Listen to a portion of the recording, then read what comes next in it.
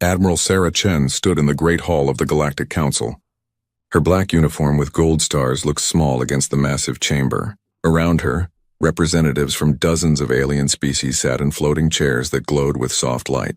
Some looked like giant insects. Others were made of living crystal. A few were so strange that humans needed special glasses just to see them properly. Sarah had been to this place many times before. Usually the Council welcomed Earth's ideas.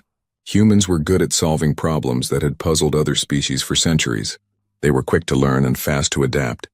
In just 50 years since first contact, humanity had earned respect among the stars. Today felt different. The air seemed heavy with tension. The alien delegates whispered among themselves in languages that sounded like music, grinding stone or electronic beeping. None of them looked at Sarah directly. The human delegation may present their proposal, announced Speaker Vexthul.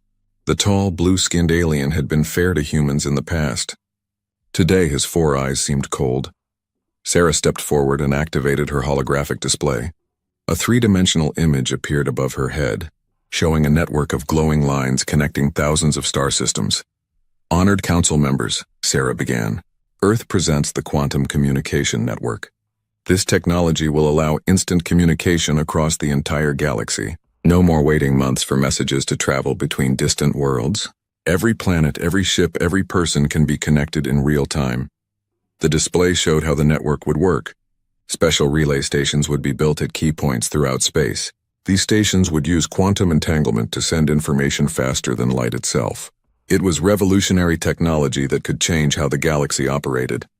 Murmurs filled the chamber. Some aliens leaned forward with interest. Others drew back as if the hologram might attack them. The benefits are clear, Sarah continued. Trade will improve when merchants can coordinate instantly. Military forces can respond to threats within hours instead of months. Scientific discoveries can be shared immediately. This network will bring the galaxy together like never before. She expected applause. Instead, silence filled the vast hall. Speaker Vexthul's voice echoed from the walls. The Council recognizes the impressive nature of this human achievement. We will now hear comments from member species. The first to speak was Ambassador Kleixen of the Zephyrian Empire. Her species had ruled dozens of star systems for over 3,000 years. They looked like tall, elegant birds with silver feathers and sharp beaks. The Zephyrian Empire has concerns, Kleixen said. Her voice was musical but cold. Humans have existed in space for barely 50 years. Yet they propose to remake the galaxy's entire communications system. This shows dangerous arrogance. Sarah felt her stomach tighten. This was not going as planned. Next spoke the crystal being known as Shard of Eternal Thought. The Vorthak were ancient beyond measure. Their bodies were living gemstones that reflected light in beautiful patterns. The Vorthak Collective calculates a 73.6% probability that human expansion will destabilize established trade routes, the crystal being hummed. Humans reproduce rapidly. They spread to new worlds at unprecedented rates. In 50 years, they have colonized 47 star systems. At this rate, they will outnumber all other species within 2 centuries. More voices joined in. The Delphinian Commonwealth, an aquatic species that lived in vast underwater cities, spoke through their floating tanks of water. Humans showed disturbing military buildup, their representative bubbled. They claim these are defensive measures. Yet human weapons technology advances at alarming speeds. Their ships carry more firepower than vessels twice their size. Sarah tried to respond. Honored delegates, these concerns are based on misunderstanding. Humanity seeks only to contribute to galactic peace and prosperity. Our military preparations are purely defensive. We have never attacked another council species. Yet, hissed the Serpentine ambassador from the Nagari clans. Humans have never attacked another council species yet, but your species shows patterns of aggression unknown among civilized peoples. You solve disputes through combat.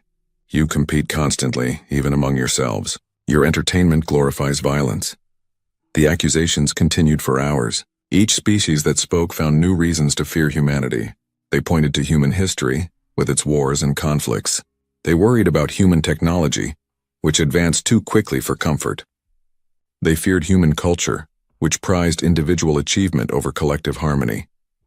Sarah realized that humanity's greatest strengths were being turned into weaknesses. Their adaptability was called unpredictability. Their innovation was called recklessness. Their determination was called aggression. Finally, Speaker Vexthal called for order. The Council has heard all arguments. We will now vote on Resolution 847 Alpha. Sarah's blood ran cold. She had not been told about any resolution. What resolution? She demanded. Vexthal's 4 eyes focused on her. The resolution to declare humanity a destabilizing influence on galactic peace and order. The voting began immediately. Species after species cast their votes on glowing panels. Each vote appeared as a symbol in the air above the chamber. Green symbols meant support for humanity. Red symbols meant opposition. Sarah watched in horror as red symbol after red symbol appeared. The Zephyrian Empire voted red. The Vorthak Collective voted red. The Delphinian Commonwealth voted red. Even species that had been friendly to humans in the past now turned against them. A few green symbols appeared. The Keth warrior clans voted to support humanity, but they were a small voice. Some of the newer council members also voted green, but these were overwhelmed by the sea of red. When the voting ended, Speaker Vexthal announced the result. By a vote of 847 to 203, the Galactic Council declares humanity a destabilizing influence requiring immediate containment. The chamber erupted in alien voices. Some sounded satisfied, others seemed worried. A few called for mercy. Vexthal raised his hand for silence. The following actions are commanded by Council law. All human colonies beyond the Sol system must be abandoned within 1 standard year. All human vessels must return to their origin system. Any human ship found beyond the established boundary will be destroyed without warning. Sarah felt the floor spinning beneath her feet. This is madness, she shouted. You cannot exile an entire species. The decision is final, Vexthal replied. Combined fleets from 12 council species will enforce this decree. Any resistance will be met with overwhelming force.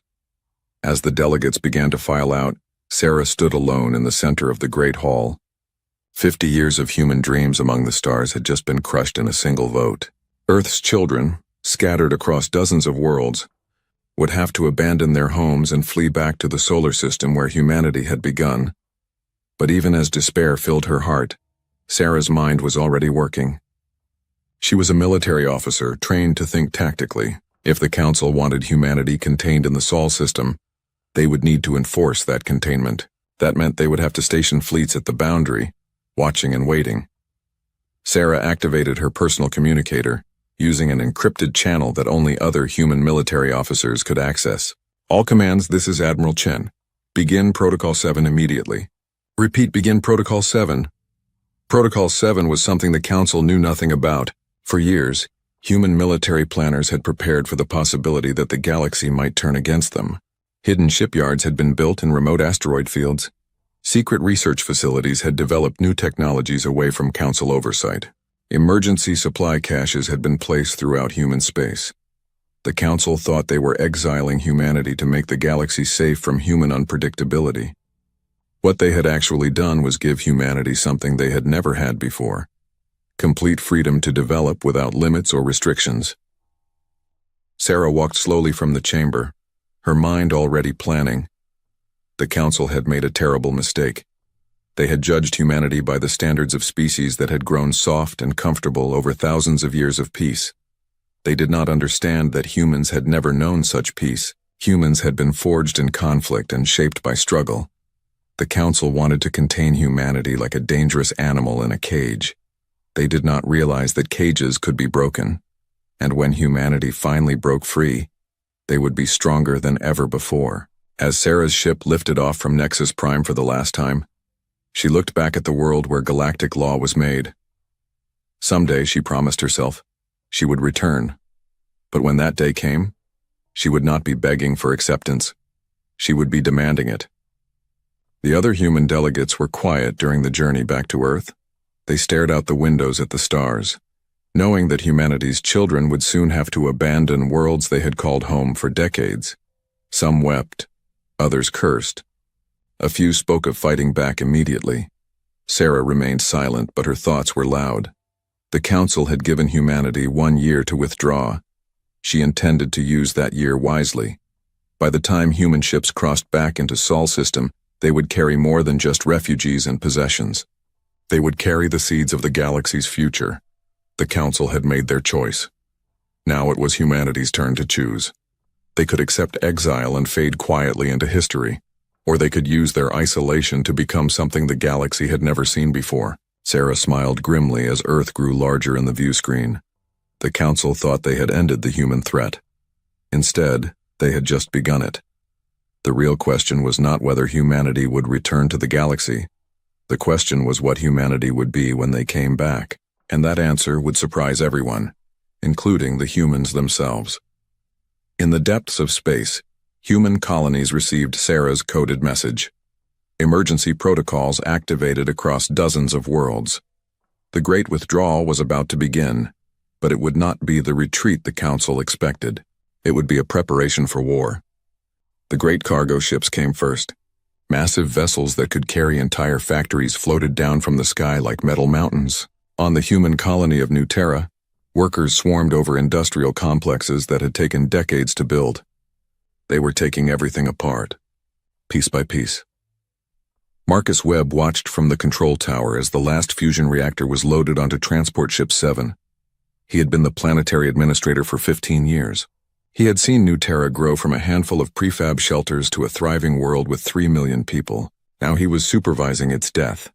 "That's the mining equipment from Sector 12, his assistant reported. "Everything valuable is loaded. We're ready for the next transport wave." Marcus nodded, but his heart was heavy. Around him, families were packing their lives into metal containers. Children who had been born on New Terra stared at the strange ships that would take them to a world they had never seen. Earth was just a name in history books to them. But Marcus knew something the families did not. Admiral Chen's orders had been very specific. This was not just a retreat. It was a strategic withdrawal. Every piece of advanced equipment, every research file, every ounce of rare materials was being moved to Sol System for a purpose. The human colonies had been more productive than the Council realized. In 50 years, humanity had built mining operations that could strip asteroids bare in weeks. They had developed manufacturing techniques that could produce complex electronics in hours instead of months. Most importantly, they had created research facilities that pushed the boundaries of what was considered possible. All of this was going home to Earth. Transport, Captain Lisa Rodriguez piloted her massive cargo ship through the space between stars. Her holds were filled with quantum computers from the research station at Kepler 442. These machines could perform calculations that would take traditional computers years to complete. The Council had placed strict limits on quantum research, claiming it was too dangerous for younger species. Those limits no longer applied. "Captain," her navigation officer called out. "We're picking up a Council patrol on the edge of the system." Lisa checked her screens. 3 sleek warships hung in space watching the human evacuation. Their weapons were powered down, but their sensors were recording everything. "Let them watch," Lisa said. "They think we're running away scared. They have no idea what we're really doing." The Council ships saw cargo transports and civilian vessels fleeing human space. What they did not see were the small, fast ships that moved through the asteroid fields. These craft carried something much more valuable than industrial equipment. They carried people. Dr. Elena Vasquez was one of those people. She had spent 20 years researching advanced weapons technology on the hidden station at Wolf 359. Her work had been kept secret even from most humans. Now she sat in a cramped transport ship, her research files stored in encrypted memory cores beside her. "How many others are there?" asked the man sitting across from her. He was Dr. James Park, a specialist in artificial intelligence research. "More than the Council suspects?" Elena replied quietly. "Admiral Chen has been planning for this possibility for years. Scientists, engineers, military specialists. We've all been preparing for the day when humanity might need to stand alone." The transport ship shuddered as it entered hyperspace. They were heading for a destination that appeared on no Council charts. Deep in the Sol system, beyond the orbit of Pluto, construction crews were building something extraordinary. Admiral Chen stood on the command deck of Sanctuary Station and watched the construction work through reinforced windows. The station was built inside a hollowed-out asteroid, invisible to most sensors. Around it, smaller rocks had been converted into factories, research labs, and shipyards. "Status report," she commanded. Captain Torres, her chief of staff, consulted his datapad. 70% of our priority personnel have arrived safely. Industrial relocation is ahead of schedule. The new shipyards will be operational within 6 months. Chen nodded. The Council thought they were forcing humanity to give up their advanced civilization. Instead, humanity was concentrating all their knowledge and resources in one place. The Sol system was becoming the most advanced center of technology in the galaxy. What about the research projects? Chen asked. Quantum communication networks are being integrated into all new ship designs. The Prometheus drive prototypes are showing promising results, and the AI development team has made a breakthrough in adaptive learning systems. Chen allowed herself a small smile. The Council had banned many types of research as too dangerous or destabilizing. With those restrictions gone, human scientists were making rapid progress in areas that had been forbidden for decades. The Prometheus drive was particularly exciting. Traditional faster-than-light travel required ships to enter hyperspace through specific jump points that the Council controlled. The Prometheus drive would allow ships to enter hyperspace anywhere, at any time. No more dependence on Council navigation charts or jump point permissions. On Luna, the moon that had been humanity's first step into space, massive construction projects were transforming the landscape. The old research bases and mining facilities had been expanded into enormous complexes that stretched across entire crater floors. General Patricia Hayes walked through the new military training center, watching soldiers practice with equipment that had never been seen before. The adaptive armor could change its properties based on the type of weapon being used against it. The plasma rifles were more compact and powerful than anything in the Council's arsenals. "How are the new recruits adapting?" she asked Sergeant Major Williams. "Better than expected, General. These kids are angry about being forced from their homes. That anger is making them focused. They want to prove that the Council made a mistake." Hayes understood that anger. She had been born on Mars back when it was still being terraformed. She had watched humanity spread to the stars with hope and pride. The Council's rejection had turned that pride into something harder and more dangerous. In the asteroid belt between Mars and Jupiter, mining operations worked around the clock. Automated systems stripped valuable materials from rocks that had been floating in space for billions of years. Iron, nickel, platinum, and rare earth elements flowed in steady streams toward the new shipyards. But the asteroids provided more than just raw materials. Many of them were hollow, converted into secret facilities that could not be detected from a distance. Inside these hidden bases, humanity's best engineers worked on projects that would have terrified the Council. Dr. Michael Chen, Admiral Chen's younger brother, led a team developing new weapon systems. Traditional Council warfare was based on energy shields and plasma weapons that had remained unchanged for centuries. Human weapons were designed to make those defenses useless. Kinetic penetrators that could punch through any known shield material, gravity bombs that could crush a ship from the inside, nanoweapons that could disable enemy systems without causing permanent damage. Every new design was tested and refined until it was perfect. "The Council thinks they know how war works," Michael told his team. "They fight like it's a game with rules. We're going to show them what war really means." On Earth itself, the greatest changes were taking place. The homeworld had always been the heart of human civilization, but now it was becoming something more. Orbital platforms surrounded the planet like a metal shell. Space elevators carried materials and people between the surface and the construction sites above. President Martinez addressed the world from the United Nations building in New York. Behind her, the flags of dozens of human colonies hung alongside Earth's banner. "Citizens of humanity," she began. "The Council has tried to cage us like animals.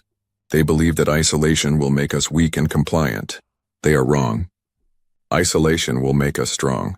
When we return to the galaxy, we will not return as supplicants begging for acceptance. We will return as equals demanding respect." The speech was broadcast to every human settlement in the Sol system. On Mars, families who had fled from distant colonies watched with hope. On Luna, soldiers in training facilities cheered. In the asteroid belt, miners working 16-hour shifts paused to listen. But the speech was also intercepted by Council monitoring stations at the edge of the system. Intelligence analysts tried to understand what humanity was planning. Their reports were filed away and largely ignored. The Council was confident that the human threat had been contained. They were making a fatal error. They judged humanity by the standards of species that had known peace for millennia. They assumed that isolation would lead to despair and eventual surrender. They did not understand that humans had never known true peace. Humanity had been forged in struggle. They had evolved on a world that tried to kill them in 1,000 different ways. They had survived ice ages, plagues, wars, and disasters that would have destroyed softer species. The Council's exile was just another challenge to overcome. As the one-year deadline approached, Council observers noted increased activity in the Sol system. Ships moved between planets carrying supplies and personnel. Construction projects on Luna and Mars expanded rapidly. Asteroid mining operations worked around the clock. The observers reported this activity to their superiors, who filed the reports without much interest. Obviously, the humans were trying to make their prison as comfortable as possible. This was expected behavior from a defeated species.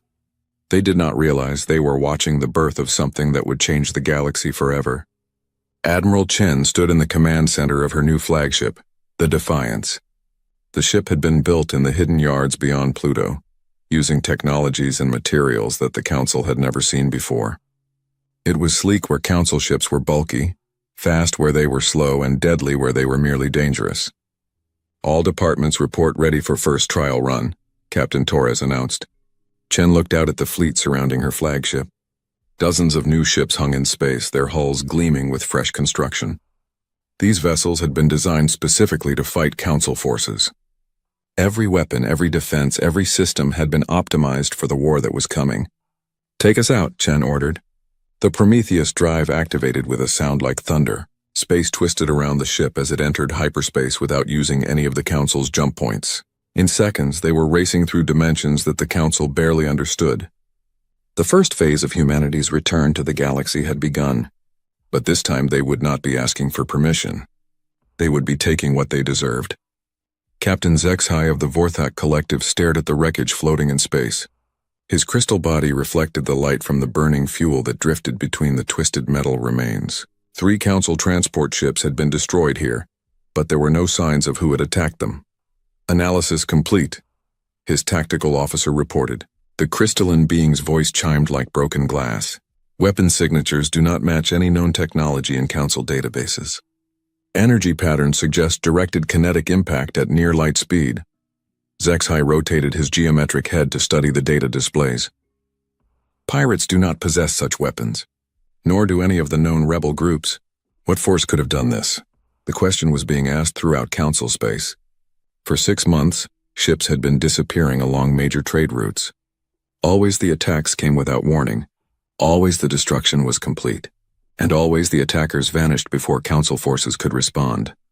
Admiral Chen watched the tactical display from the command center of her flagship, the Defiance. Her ship hung in empty space between 2 star systems, invisible to Council sensors thanks to advanced stealth technology that had been developed in the secret yards of Sol system. "Target acquired," reported Lieutenant Commander Singh, her weapons officer. "Council supply convoy, 12 ships, minimal escort." Chen studied the formation through her enhanced tactical display. The convoy was carrying military supplies to a Council base 3 systems away. Destroying it would delay planned operations in this sector by several months. "All ships, this is Admiral Chen. Begin attack pattern Delta 7. Remember, leave no survivors to report what they saw." The human task force dropped out of stealth simultaneously. 5 sleek destroyers appeared around the convoy like hunting wolves surrounding prey. The Council ships had no time to react before human weapons opened fire. Kinetic penetrators moving at tremendous speed punched through energy shields as if they did not exist. Gravity bombs imploded ship hulls from the inside. In less than 3 minutes, the entire convoy was destroyed. The human ships collected any useful wreckage and vanished back into hyperspace using their Prometheus drives. The attack had taken place in a system that Council forces considered absolutely secure.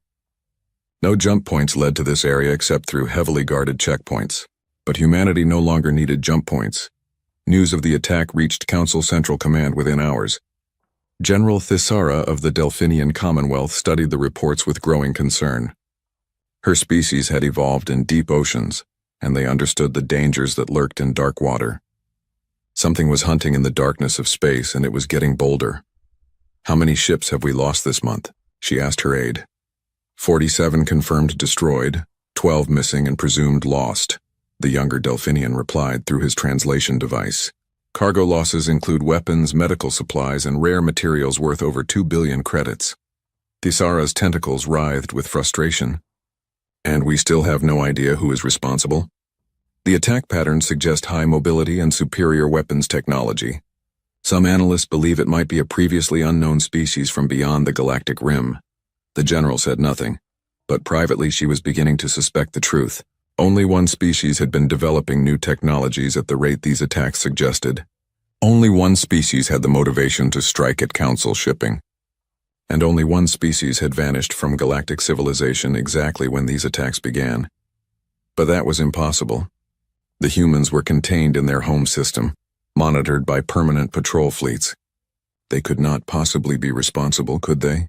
Commander Kektar of the Keth warrior clans received a coded message in his private quarters, aboard the Vorthak battleship Eternal Vigilance. The Keth had been conquered by the Council centuries ago, but they had never forgotten their warrior heritage. They served in Council fleets because they had no choice, but their loyalty was questionable. The message was simple. The humans remember their friends. Freedom comes to those who choose it. Kektar deleted the message immediately, but its meaning burned in his mind. The Keth had been the only species to vote against human exile. They respected strength and honored courage, qualities they saw clearly in humanity. If the humans were truly returning, the Keth would not stand against them. Over the next several weeks, similar messages reached dissatisfied species throughout Council space. The Rigelian colonies that had been exploited for their mineral wealth. The Andromedans whose star systems had been carved up by ancient treaties.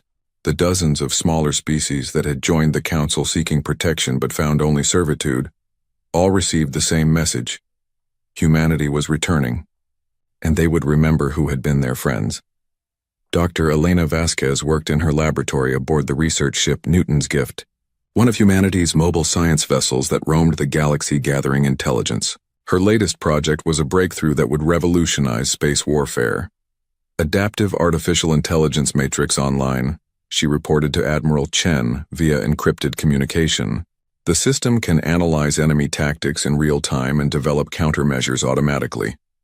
This was the technology that made human hit-and-run attacks so effective. Every time Council forces tried a new defensive formation, the human AI systems learned from it and found weaknesses.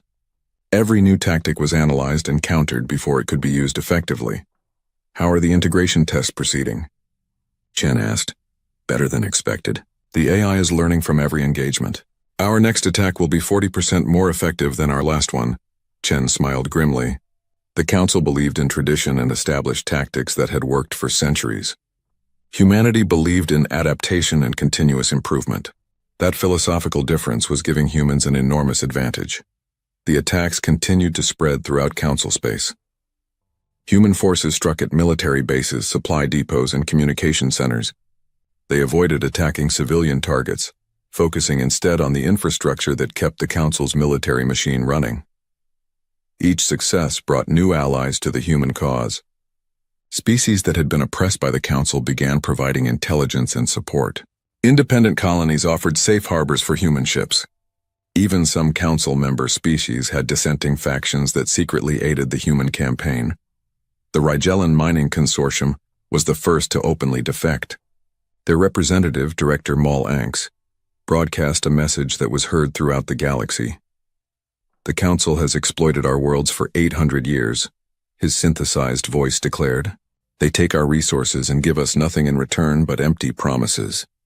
The humans offer something different. They offer partnership based on mutual respect. The consortium hereby declares independence from the Council and requests alliance with the Terran forces." The broadcast caused panic in the Council chambers. If the Rigellans could successfully rebel, other species might follow. Emergency sessions were called to discuss how to respond to this unprecedented crisis. Speaker Vexthul addressed a closed session of the Council's military leadership. "The situation is becoming critical. We are facing an enemy that appears and disappears at will. Our traditional tactics are ineffective. Our allies are defecting." General Thisara presented her analysis. "All evidence suggests that the humans have developed faster than light travel that does not depend on our jump point network. This gives them tactical mobility that we cannot match with conventional forces." "How is this possible?" demanded Ambassador Kleixen of the Zephyrian Empire. Our intelligence reports confirmed that all human vessels returned to their home system. They are contained. Our intelligence may have been incomplete, the general replied carefully. It is possible that some human forces remained hidden in deep space when the exile order was implemented. The truth was worse than they imagined. Humanity had not left a few ships hidden in deep space. They had built an entire shadow fleet using technology and tactics that the Council could not comprehend. Admiral Chen stood before a holographic display showing the entire galaxy. Red markers indicated Council military bases. Blue markers showed human operations. Green markers represented allied or neutral systems. The pattern was clear. Human forces were systematically dismantling the Council's ability to project power throughout the galaxy. Every destroyed supply convoy weakened distant bases. Every communication center that was sabotaged isolated Council forces from their command structure. Phase 2 is ready to begin, reported General Hayes. Our ground forces are prepared for planetary operations. Chen studied the display for a long moment. Phase 1 had been about proving that humanity could strike anywhere in the galaxy. Phase 2 would be about taking and holding territory. Begin with the Epsilon Eridani system, Chen ordered. It's lightly defended and has significant industrial capacity. Once we control it, we can use it as a forward base for deeper operations. The first human planetary assault began 3 days later. Council forces at Epsilon Eridani expected a normal defensive scenario against conventional attackers. Instead, they faced something entirely new. Human dropships appeared in the system without using any known jump points. They moved with impossible speed and agility, avoiding the orbital defense platforms entirely. Within hours, human troops were landing on the planet's surface. The ground combat was unlike anything Council forces had ever experienced. Human soldiers wore adaptive armor that changed properties based on the weapons being used against them. Their weapons could punch through any known defensive material. Most disturbing of all, they fought with a coordination and tactical awareness that suggested advanced artificial intelligence support. The planetary defense commander, Colonel Rexim of the Andromedans, tried to coordinate his scattered forces through traditional communication channels. But human electronic warfare systems jammed his signals and fed false information to his troops. Within 18 hours, the planet had surrendered. But instead of the brutal occupation that Council propaganda had predicted, the humans offered something unexpected. Citizens of Epsilon Eridani, Admiral Chen's voice broadcast from every communication device on the planet. You are now under the protection of the Terran Federation. Your rights and freedoms will be respected. Your local governments will continue to function under Federation oversight. Those who wish to serve the Federation will be welcomed. Those who wish to remain neutral will be protected. The message was repeated in dozens of languages. More importantly, human actions matched their words. Civilian infrastructure was repaired and improved. Trade restrictions that the Council had imposed were lifted. Local businesses found new markets opening as human merchant ships began arriving. Within weeks, public opinion on the planet had shifted dramatically. The humans were not the savage conquerors that Council propaganda had described. They were liberators who offered opportunity and freedom. News of the planet's fall sent shockwaves through Council space. For the first time in millennia, a Council world had fallen to external attack. The myth of Council invincibility had been shattered. Emergency sessions were called in the Council chambers. Military leaders demanded massive resources to build new fleets. Political leaders argued about whether to negotiate or fight. Some species began quietly exploring their options for leaving the Council entirely. Admiral Chen received reports of the chaos with satisfaction. The Shadow War had achieved its first major objective. The Council's confidence was broken. Their unity was cracking. Their military was demoralized. But this was only the beginning. Humanity had spent years preparing for this moment. They had ships, weapons, allies, and most importantly, they had a cause that united them completely. The Council had made the mistake of judging humanity by their own standards. They assumed that exile would lead to despair and eventual surrender. Instead, it had forged humanity into something harder and more dangerous than they had ever been before. The galaxy was about to learn what humans could accomplish when they were truly united in purpose. And that lesson would reshape the balance of power among the stars forever. Admiral Chen stood on the bridge of her flagship, watching as the massive fleet prepared to jump into hyperspace. Around her, more than 200 ships waited for the order to begin Operation Homecoming. The fleet was no longer just human vessels. Ships from a dozen species flew alongside Earth's warships, their crews united in a common cause. The Keth warrior clans had been the first to openly join humanity's cause. Their battle-scarred vessels looked crude compared to human ships, but their crews fought with a fury that impressed even human marines. Commander Kektar had brought 50 ships and 10,000 warriors to the human fleet. "All ships report, ready for jump," announced Captain Torres from his position at the communications station. Chen looked at the holographic display showing their target. The Altair system was a major council stronghold, heavily defended and strategically important. Taking it would give humanity control of 3 major trade routes and send a message that no council position was safe. "Begin Operation Homecoming," Chen commanded. The fleet vanished into hyperspace, leaving only the faint energy signatures that marked their passage. They were heading into the heart of council space, where no enemy force had penetrated for over 1,000 years. General Patricia Hayes watched her assault troops make final preparations in the landing bays of the troopship Normandy. These soldiers had been born on human colonies throughout the galaxy. They had been forced to abandon their homes when the Council issued the Exile Order. Now they were returning to reclaim what had been taken from them. "Listen up," Hayes called to the assembled troops. "Today we take back our first colony world. The Council thinks they can cage humanity and we'll accept it quietly. They're about to learn how wrong they are." The soldiers cheered, their voices echoing through the metal corridors. These were not the same desperate refugees who had fled human space years ago. They had been forged into something harder and more dangerous by exile and training. The Altair system's defenders detected the approaching fleet hours before it arrived. Admiral Sekthul of the Zephyrian Empire commanded the system's defenses from his flagship, Eternal Glory. He had 150 ships under his command, along with orbital defense platforms and planetary shield generators. "Unknown fleet approaching on attack vector," his sensors officer reported. "Configuration does not match any known Council or Allied formation." Sekthul studied the tactical display. The approaching ships moved in formations that violated traditional space combat doctrine. They flew too close together, moved too quickly, and seemed to ignore the basic principles of fleet warfare that had governed galactic conflict for millennia. "Signal the fleet to assume defensive formation Alpha," he ordered.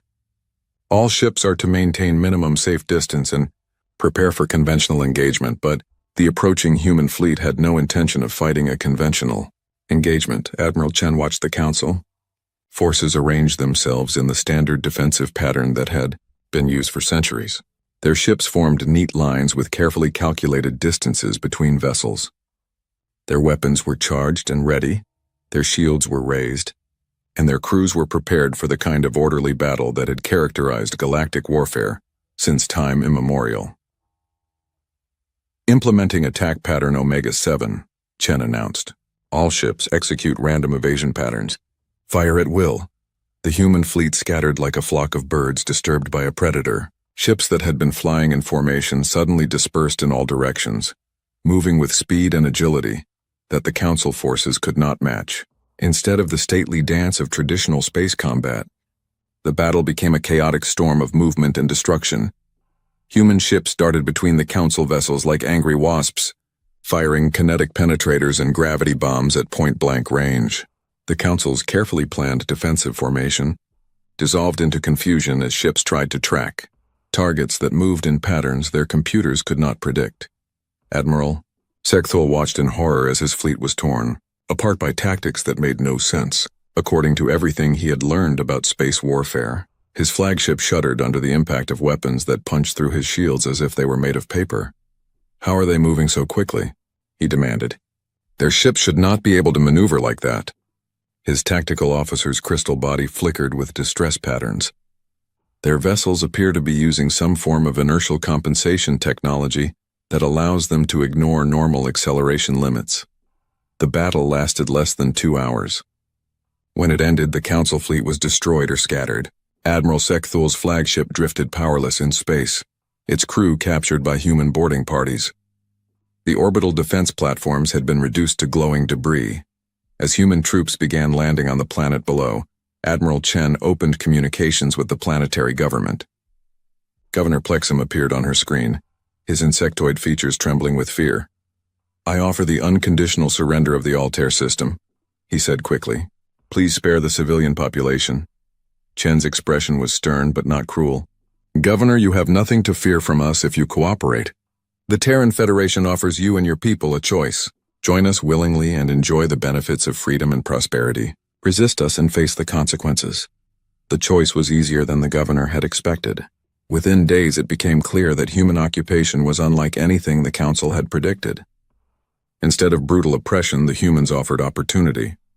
Local businesses found new markets opening as human trade ships arrived. Scientific research facilities that had been restricted by council regulations were suddenly free to explore new possibilities. Most importantly, the humans kept their promises. Civilian populations were protected. Local customs were respected. The only changes were improvements to infrastructure and the removal of council bureaucracy that had stifled economic growth for decades. News of the Altair system's fall spread throughout the galaxy within hours. The speed and completeness of the human victory shocked council military leaders who had believed their defenses were impregnable. But Altair was just the beginning. Over the next 6 months, human forces struck at targets throughout council space. Each